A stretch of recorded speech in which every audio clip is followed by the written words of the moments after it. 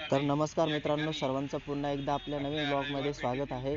आजच्या ब्लॉगमध्ये बघणार आहोत आपण शिवजयंतीनिमित्त नाशिक या ठिकाणी अखंड हिंदुस्थानाचे आराध्य दैवत श्री छत्रपती शिवाजी महाराज जयंतीनिमित्त या ठिकाणी 44 फुटाची मूर्ती साकारण्यात आलेली आहे।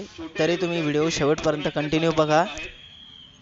रयतेची राजाची जयंती ही संपूर्ण भारतात साजरी होत असते, त्याचप्रमाणे आपण सुद्धा साजरी करूया। त्याचप्रमाणे या ठिकाणी नाशिक पेठे विद्यालयातील विद्यार्थी या ठिकाणी शिवरायांचे विचार कसे होते ते मांडत आहेत। तर चला आपण जाणून घेऊयात।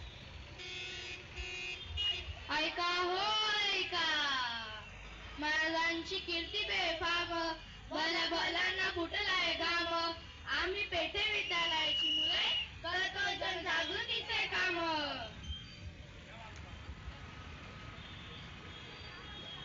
एक्सक्यूज मी, इथे शिवाजीचा पुतळा कुठे आहे माहित आहे का तुम्हाला? नाही माहिती।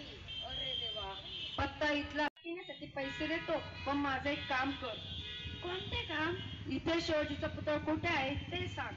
मला नाही माहिती, तुम्ही त्यांना विचारा। मी त्यांना विचारले आणि या परिसरातील अनेकांनाही विचारले, त्यांनाही माहित नाही। तुम्ही त्यांना काय प्रश्न विचारले? इथे शिवाजीचा पुतळा कुठे आहे? तुम्ही त्यांना असे विचार की श्री छत्रपती। पण मी हाच प्रश्न तुम्हाला मगाशी विचारलेला, तेव्हा तुम्ही मला उत्तर का दिले नाही? कारण तुम्ही महाराजांचे नाव एकेरी घेतले। ज्या महाराजांनी संपूर्ण महाराष्ट्र घडविले, त्यांच्यामुळे देवारातला देव घरातली स्त्री सुरक्षित आहे, त्यांचं एकेरी नाव घेणं योग्य आहे का?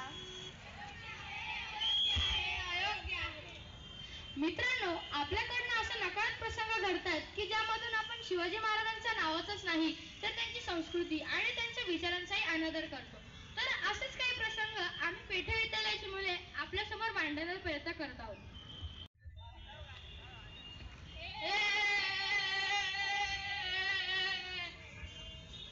परवा शाळेतील इतिहासाचं एक पुस्तक पाहिलं।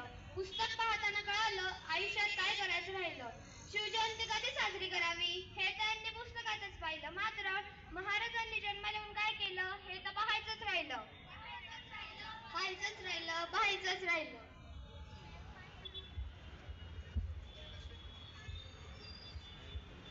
अगं, आपली सहल जाणार आहे प्रतापगडावरील, तू येणार आहेस ना? हो, मी पन्हाळा पाहिला आहे, रायगड पाहिला आहे, आता प्रतापगडही पाहणार आहे।